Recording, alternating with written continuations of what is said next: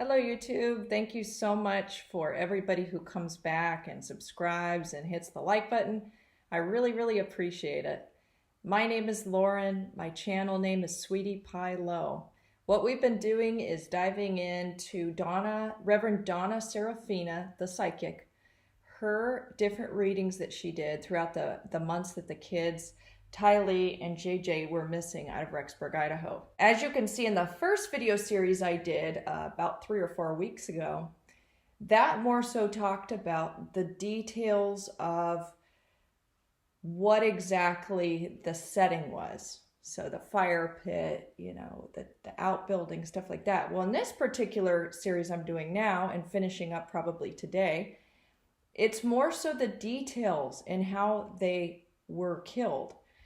So we are going to carry on at about an hour, 44 minutes into our Yellowstone reading. And let's go ahead. Here we go. Killed. Alex stands up and Lori's still hitting her, and Alex says, it's something like Mom. It's like it could be, I heard her called Lolo. I heard her called it, but it's something, but it's not quite her exact name. But he says she's dead now. Come on. It's like Lori's still smashing her in the head. Lori's making sure. But then it gets worse because this has to have been Chad's idea. I got slight rise in energy about it, so maybe it was all their idea. I don't know. But they did totally, completely put her into all kinds of pieces.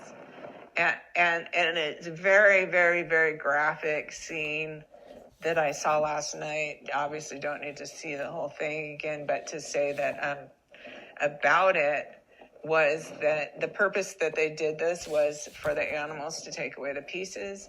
I got the chills. So they know the areas because someone around there does trapping. And so they know the areas where. One of the I guess, words that Donna heard the most in her reading was trap and trapping and maybe even trapper. And so she kept seeing or hearing that particular root word, which is trap.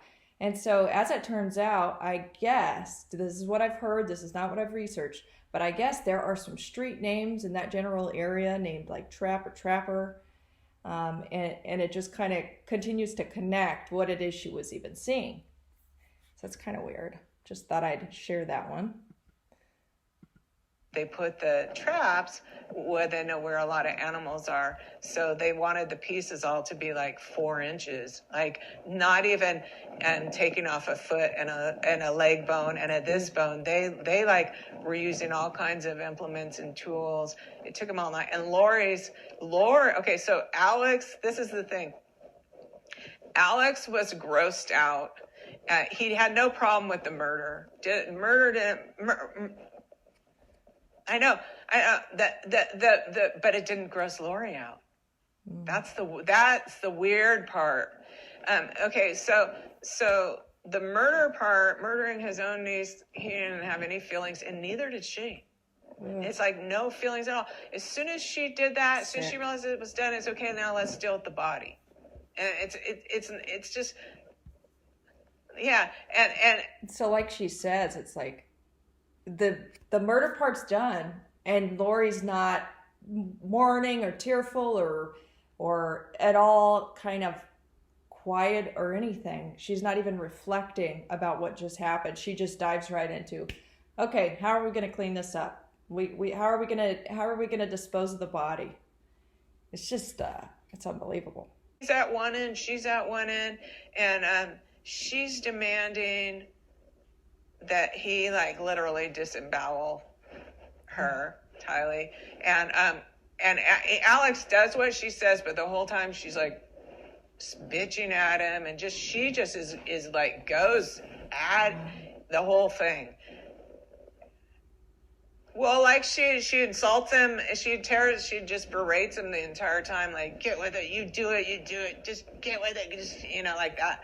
Okay, so anyways, so at that point, then they put all these pieces into the black bag. Now, part of the reason why this is important was because last night I saw Chad come up. Chad put the pieces everywhere. So this is what we've got to go, and I've got chills again. So this is what we've got to go through, is to make sure the sequence of events. So yeah, I got chills on my legs. So huge chills. So Alex and Lori murder Tylee. JJ sleeping. Probably the reason JJ even survived the night is because all this with Tylee took way longer than they expected, and was a way bigger deal. And probably Alex was grossed out enough. I mean, if it was for Lori, you know. How could he not be grossed out? I mean, you'd have to be subhuman to even do this in the first place. But then to hack up a body, to disembowel it, I mean, to do these barbaric, atrocious things, you know, you shouldn't even be alive, breathing air on Earth to be able to do that. I mean, it's just nuts. She would have done the same thing to both of them, honestly. I feel like, but so this is probably the reason why the extra time, why he's alive. Everyone wonders why not at the same time. This is what happened. Yeah, and so they put this into black. It's like the super strength. You can buy leaf bags and stuff. Hot tubs from the storage unit. I was wondering, like everyone else or whatever. But I really don't know, because I also felt like it might be, you know, on the back of a pickup where they have a lockbox. Yeah. Okay, it almost felt to me like they took that lockbox off and brought it over into this area where they did this with Tylee, which there might be two areas. There might be this one driveway off. There might be the one room garage off to the left, but there might be another like pre-built or these, you know, you put them together type of buildings also. I'm not 100% sure. So here, if you're not able to grab exactly what it is she just said, what she is theorizing is that on the back of Alex's truck, he had one of those, they're like a tool chest, or I don't know if I'm saying the right words here, but I think you can remove them, and they're usually by lock and key, so that you can, you know, put your tools and lock them up and not risk them getting stolen. And so she's theorizing that maybe they disconnected that, brought it into wherever this murder went down, and then dealt with the body, and then put her body back in there, you know. And remember, this is kind of fragmented because she's trying to make sense of what she's seeing, so it's really up to all kinds of interpretation. You know, it's just, I don't know. I think when it was all happening, I really couldn't be aware of my surroundings because it was so shocking to watch. So they put all the body parts. It felt to me, and I might not be 100% right, but definitely something's right about it. It felt to me, so they put them all in some sort of container besides the bags, right? A harder container. And I felt like, is this the box of two goes in the pickup or whatever? But so I'm not 100% sure, but I do know that they did that. Now, this is what happened last night when I was trying to go farther and farther and farther with all that. Let me just clear this up.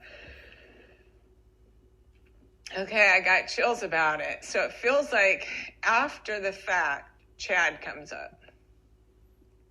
So maybe he was like, I don't want to be there for the murder. Like, but he had no problems telling them where they could do it, helping arrange. Like, she called the guy and arranged it, but it was all his plan. So again, she's making the connection that Chad was involved in the disposal part. And we know that mainly because of the affidavit. It was, you know, the burial happened in his yard. Probably the burning of the body happened in his yard. JJ's body was found next to that little pond, or maybe it was within that. Yeah, it was within the perimeter of the pond under a tree, it looks like from pictures. So yeah, it was Chad who orchestrated all of this, the planning and stuff for the burial, for the disposal of the bodies, and she makes that very, very, very clear, which I think is pretty amazing because we only know that from the affidavit. Yeah, and all of that part was Chad's idea. Now, Lori, the reason why the same exact thing didn't happen with JJ was because Alex was literally nauseated and not going to do that party. He didn't have any problem with murders. He's not doing the disemboweling, all this. He's not doing that. So, yeah. So without him, so what's going on there? Let's see now.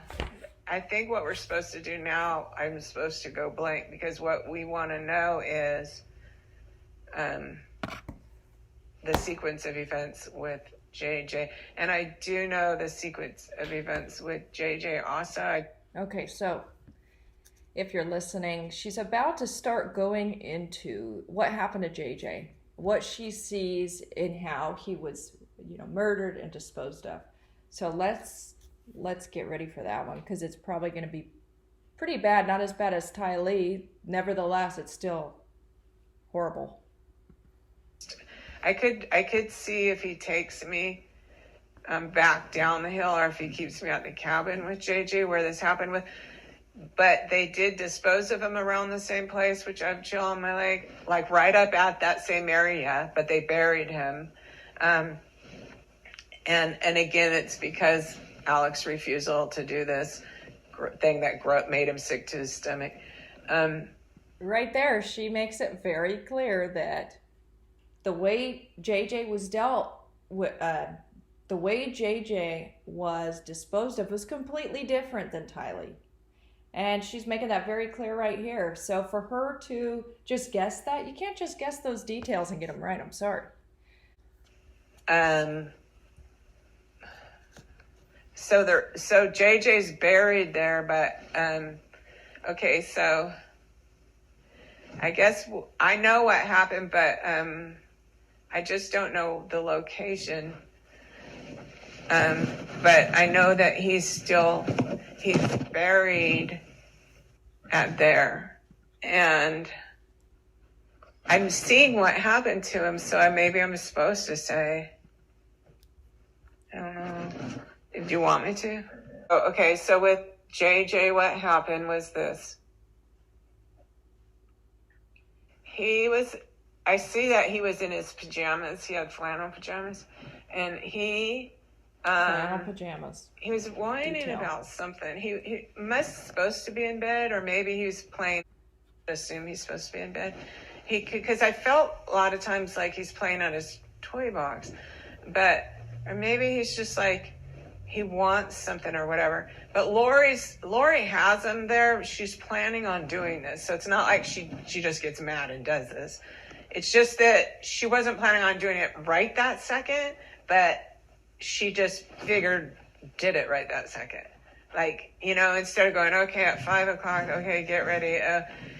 Let's give the kid a sedative so he doesn't suffer in terror. No, she doesn't even bother with anything like. So right there, Donna Serafina is saying definitively that he was not given any sort of a sedative, which disproves Court TV's theory that he was probably drugged with Risperdal. So she's saying that he was completely sober. He was not inhibited in any way, and they just, she's going to get another. What she does is she's got another one of these bags, these black bags. And so it's not a small like grocery bag. It's more like a hefty bag. And I don't know necessarily that it's the thickest contractor bag, but it felt like it was like a leaf bag or something like that. Or the thicker than leaf bag, but the ones that aren't going to break and stuff. It might have been a contractor bag. It might have been the same exact ones that she used with Tylee's body. But so she's got one of these black bags, and then she's got duct tape. So she must have heard him or something. There. I feel like he was whining. Right there. Let's go ahead and talk about it. Let's see. Okay, members, this is paragraph number 32 on the affidavit. Members of the FBI ERT team removed the top layer of sod. Underneath the layer of sod were several large flat rocks. The rocks were removed and 2 pieces of flat paneling were found. By the way, I referenced the rocks in my last series I did. If you look at my playlist, you will find that series, and it was 5 different videos. So I referenced the killing of JJ and the details she saw of his burial in that video. So back to it. Underneath the layer of sod were several large flat rocks. The rocks were removed and 2 pieces of flat paneling were found. The paneling was removed and investigators exposed a round object covered in black plastic. Black plastic, she just said it. Upon exposing the round object covered in black plastic, a strong odor was noticed. An FBI ERT member used a small sharp instrument and made a small incision in the plastic, and a layer of white plastic was observed. An incision was made into the white layer of plastic, exposing what appeared to be human remains. The crown of a head covered in light brown hair. The remaining dirt around this object was methodically removed, exposing what appeared to be a boy wrapped in black plastic. The plastic appeared to be tightly wrapped around the body and secured with gray duct tape. Let's keep going with Donna. She just did it right then because he was whining about something, and then she just like she was like, oh, it's okay, but she really had the bag and she had the duct tape too, like maybe on her wrist or holding it or something. She had them both, and so she walks up like she's being real nice, and she's like, oh, it's okay, honey. And all of a sudden she just poof, whips that bag over his head so fast. And what she just made sense of right there is that he was deprived oxygen by her putting the bag over him and suffocating him.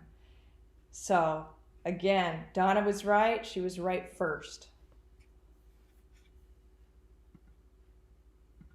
Anyways, so because it gets worse, what she does is she's trying to get this duct tape, but now JJ's struggling. So nothing is ever as easy as she thinks in her imagination.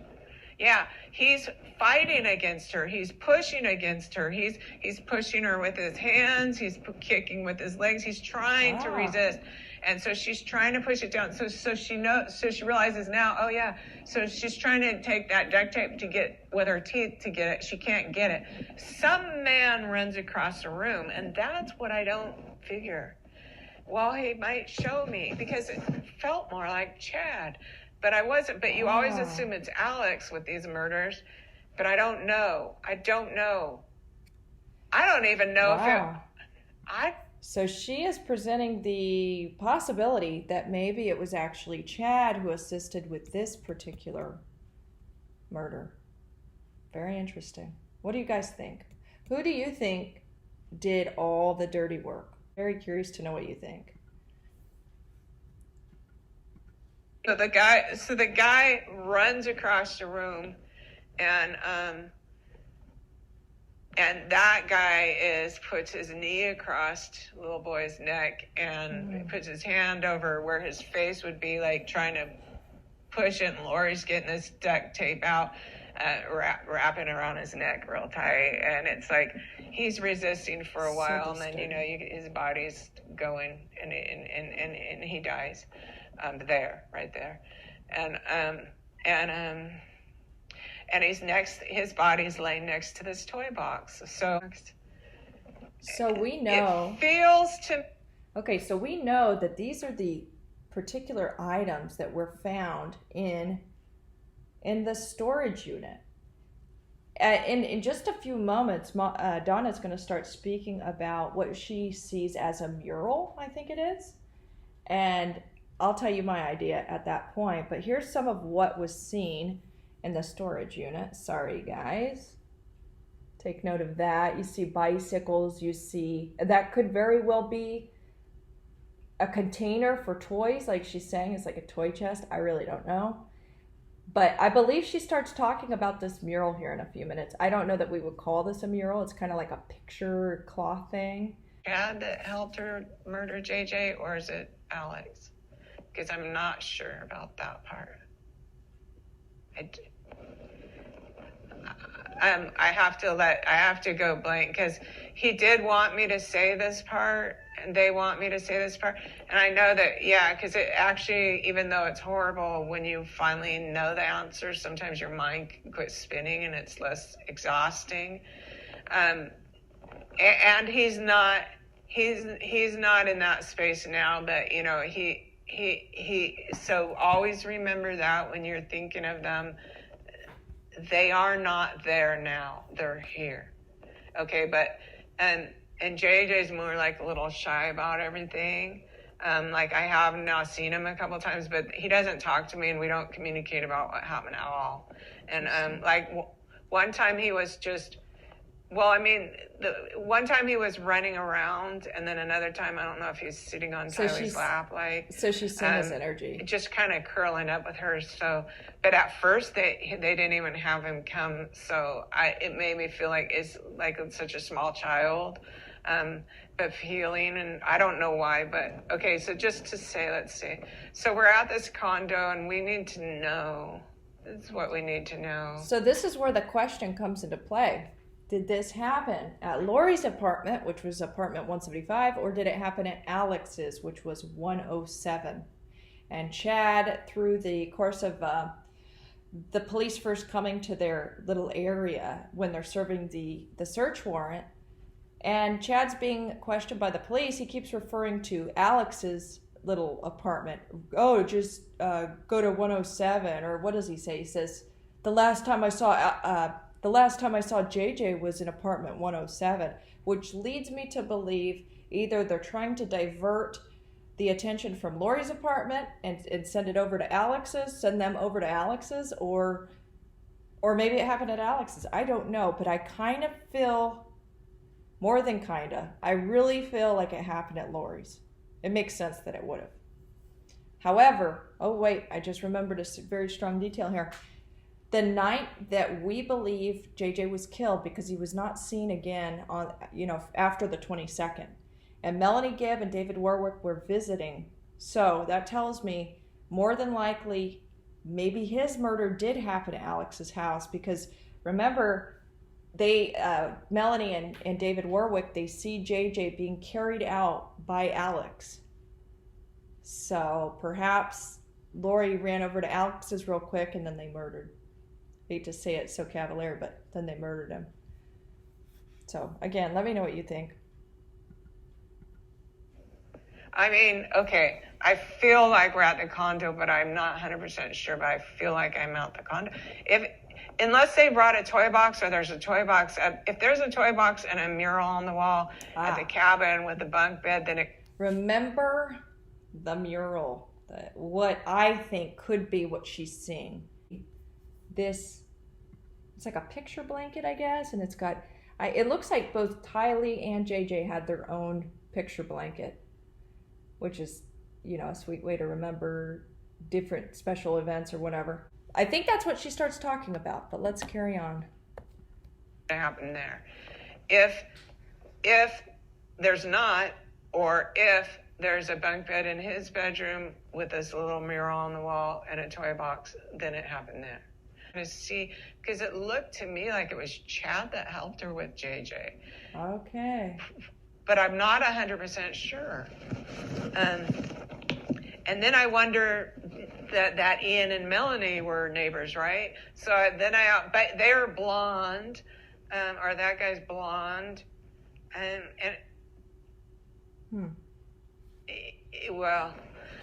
okay, so I feel like all I want to say is, but I just wondered, But so, because what I feel like is, I feel like I see Chad. That's interesting. And he very well could have been over there, because if Lori and David Warwick and Melanie Gibb were all hanging out, shooting the breeze, I would guess Chad could have snuck away from his little family and gone over there and just hung out, and took care of some chores. Ugh, sick. Okay, let's go ahead and talk about Rexburg that weekend. Okay, so the last time Gibb and Warwick verifiably saw JJ was the night of September 22nd, 2019. Warwick informed us that it was late, so late at night, and that Gibb, Vallow, and Warwick were going to do a podcast. So maybe that's where JJ started to grind her gears a little bit. I don't know. Maybe she was really wanting to start her podcast and she couldn't because he kept eating something, or he was just in general just bugging her and she didn't have tolerance anymore for him.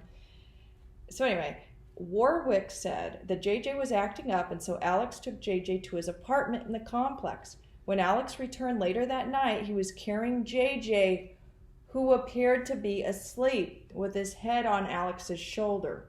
Warwick specifically remembered this because he saw it as a tender moment. I forgot that little detail. So it was Alex bringing JJ back from his own home to Lori's apartment. I totally forgot that. I don't know how that was possible, but I did. Did you guys forget that too? I don't know. It's hard to keep track of, I guess, all of this. Weird part, and I'm like, no, isn't Alex the helper in every murder? And then it's like, I have spirit energy, so let me just go stand there. Let me just go into a trance, and I'll see if I can stand there after the fact and see who exactly is there, okay, in the room. And then also, I was wondering, did more of them go back up to have a little funeral of their own up there, or the whole group, or like that? Those are the things I think we also need to know. And maybe how they transported, and then probably if there's any more about how to find this actual cabin.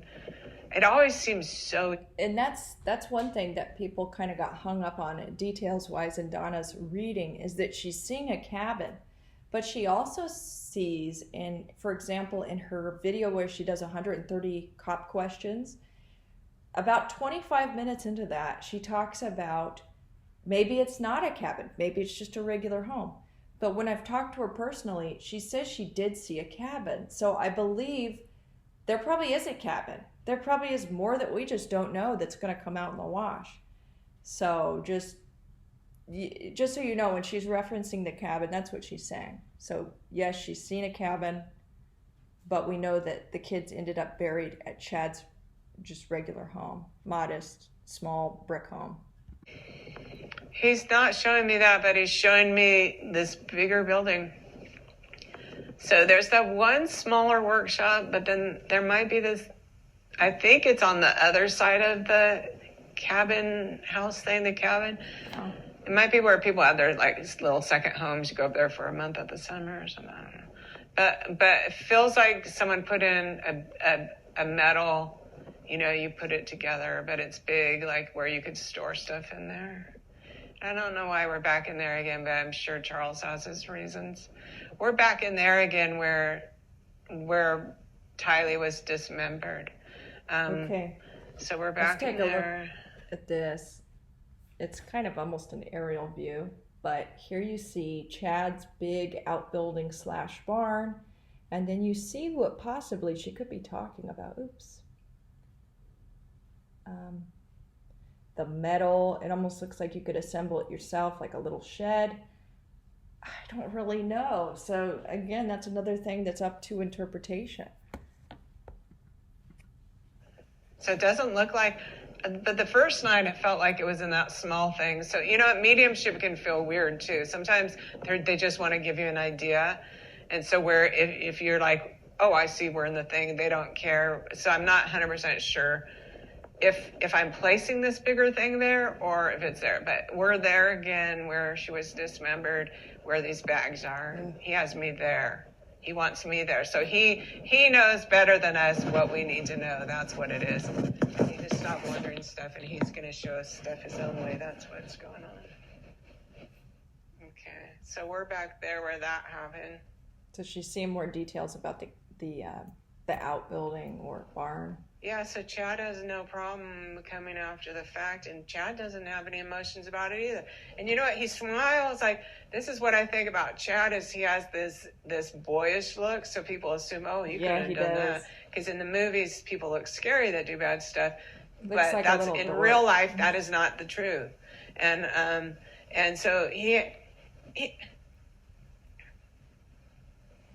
does have a boyish. So he walks in,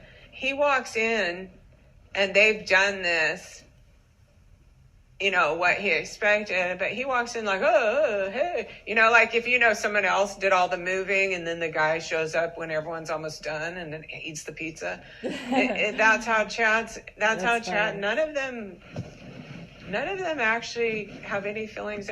So in their mind, I guess they all established in their mind they could. Well, think about it. It's the ultimate freedom. You don't have any more kids to take care of. I mean, Chad's kids are adults.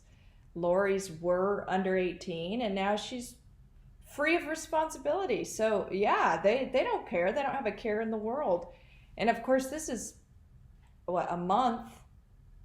Let's see, well over a month before even Tammy is dead. So Tammy is still alive, and her husband's out committing murders or assisting with the cleanup of them and the disposal. So it's just really disturbing to imagine, and the life of duplicity he's leading. He's being one guy to her, and then this savage beast in real life. Ugh.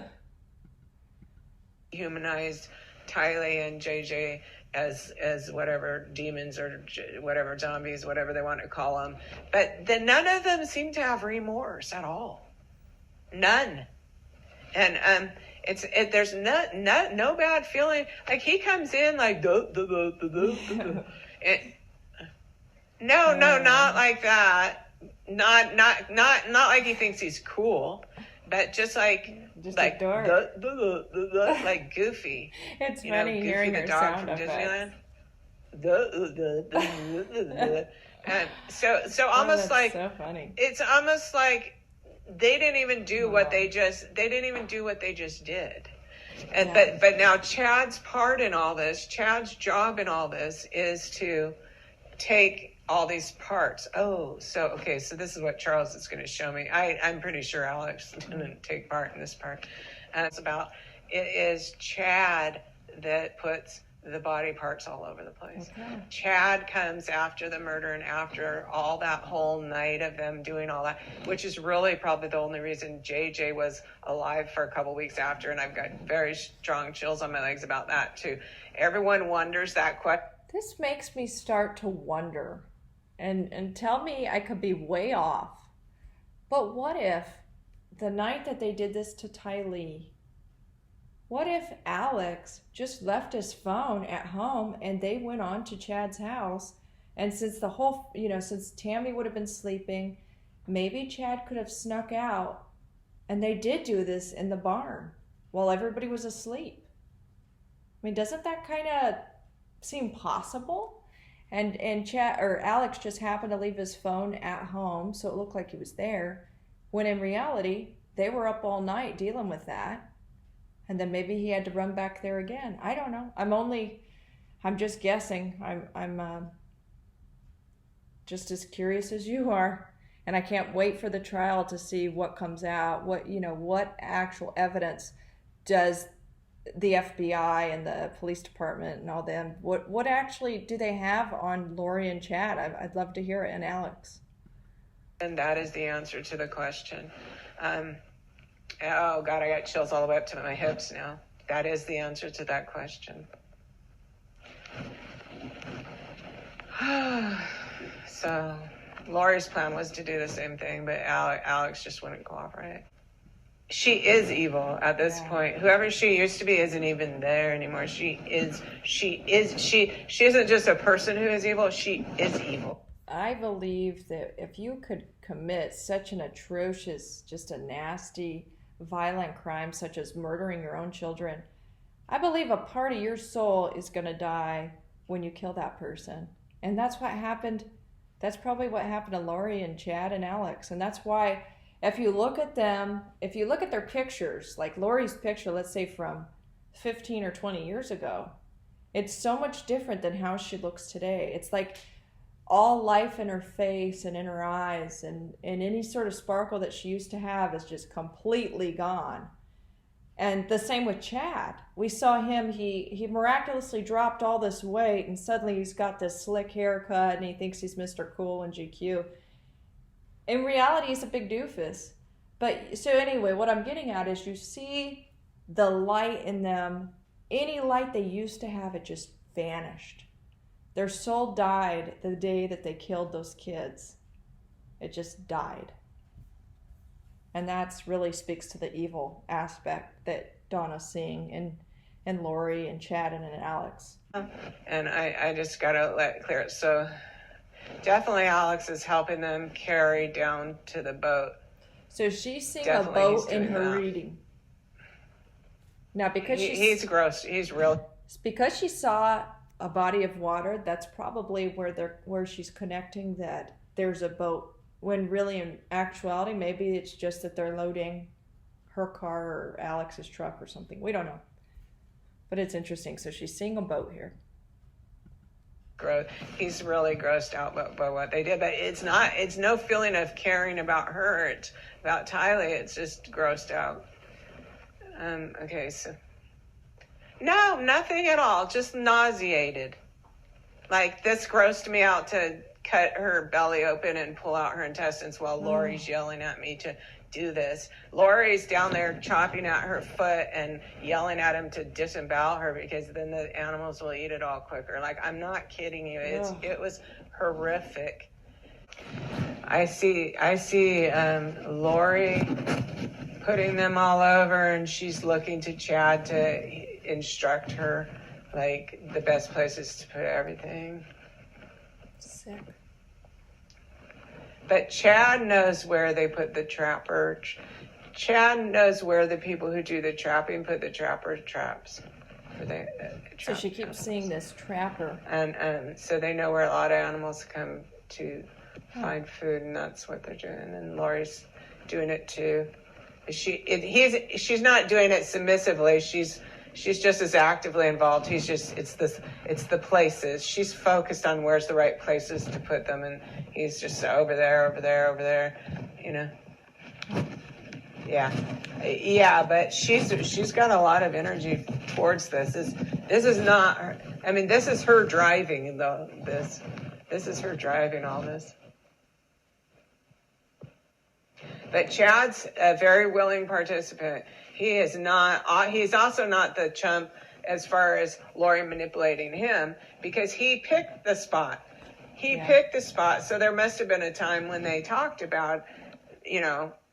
And I got chills about that, about like Tylee witnessed the thing with Charles, and then that's a threat. That's the thing is Tylee ultimately was a liability for them because she knew the dirty deeds that her mom had led, basically. And if she wanted to, she could have just ruined Lori's life with all the information she had on her. I believe Tylee even knew that Joseph Ryan, Lori's ex-husband, was killed by Alex or by Lori. I think Tylee knew things she should have never known about. And that made her a liability to Lori. And that could be, overall, the reason why Tylee is no longer here. It just seems like the most obvious answer here is the right answer. Well done. Where they murdered Tylee, they took his body. So whether they did it there or whether they did it at the condo, either way, Chad was involved with that. Yes, he was. I'm getting chills again. I want to see if they'll give me real chills about if Chad was the one that put his knee on JJ's neck, or if it was. No, I'm not getting. Actually, they're pulling the spirit energy away. So, okay, they're either pulling the spirit. Oh no, I know why. They're pulling the spirit energy away because they're telling me it's time to stop. Okay, so the last part of what you just heard was it sounds like maybe it wasn't Chad who participated in JJ's killing. So overall, that was Donna's. She references that like the spirit world is telling her be done with it, to stop at that point. So I thank you so much for coming back and joining me and going through this reading together. And I just really appreciate and value all your input. Please let me know what kind of videos you want to see in the future.